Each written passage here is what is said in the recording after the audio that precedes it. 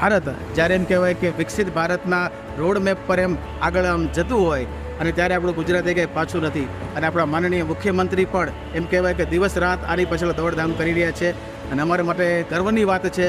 આ મોકા ઉપર ભૂપેન્દ્રભાઈ પટેલ ગુજરાતના સીએમ સુરતમાં પધાર્યા છે, તો અમને તેમને મળવાનો એક અનેરો આનંદ મળ્યો છે. એ અમારા માટે સુવર્ણ મોકો છે.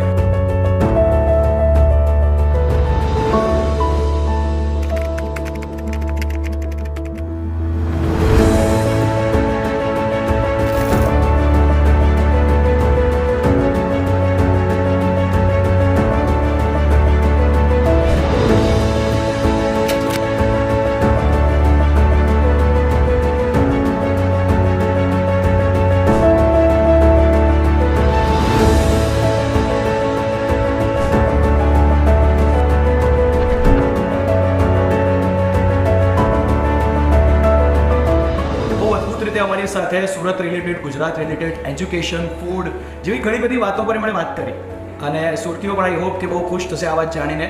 સીએમ સાહેબ ડાયરેક્ટ અમને મળી રહ્યા છે, અમારી પાસે જાણી પણ રહ્યા છે, ઘણું બધું અમને જણાવી પણ રહ્યા છે. સરકારશ્રીએ પહેલ કરી છે કે હકારાત્મક અભિગમ સાથે માહિતીઓનું આદાન પ્રદાન થાય. અને બિંગ અ બિઝનેસ ફિમેલ ઓન્ટરપ્રનર્સ આ એક અવોર્ડ કરતાં પણ બહુ મોટી વસ્તુ છે જે તમને ઇન્સ્પાયર કરે છે. તો આવી રીતે જ ઇન્સ્પાયર થઈને એમ થાય છે કે હવે ઘણું સરસ કામ કરીશું. 25 વર્ષ પછી ગુજરાત કેવું હશે એ આજે એ લોકો એના ઉપર વર્ક કરી રહ્યું છે. મને એવું લાગે છે કે આવી ઇવેન્ટ્સ ખૂબ જરૂરી છે અને જ્યારે ઓથોરિટીઝ આવું એક પગલું લેતી હોય છે કે ભાઈ તમે આવો, વાત કરો અને સાચી માહિતી લોકો સુધી પહોંચાડો, એ એક સરસ સુંદર ઇનિશિયેટિવ હોય છે. જ્યારે તમારા લીડર થોટફુલ હોય તો લીડરશિપની વાત જ કંઈ અલગ હોય. મને લાગી રહ્યું છે કે આપણે જે વિકસિત ભારતની વાત કરી રહ્યા છીએ એનું એક આહવાન થઈ ગયું છે. ઘણી બધી ચર્ચાઓ એવી હતી જે સુરતના કે પછી આપણે ગુજરાતના ડેવલપમેન્ટને લઈને હતી. અમારું જે પર્સપેક્ટિવ અને અમને જે આઉટપુટ મળ્યું છે એ કાફી બહુ ફ્રૂટફુલ હતું.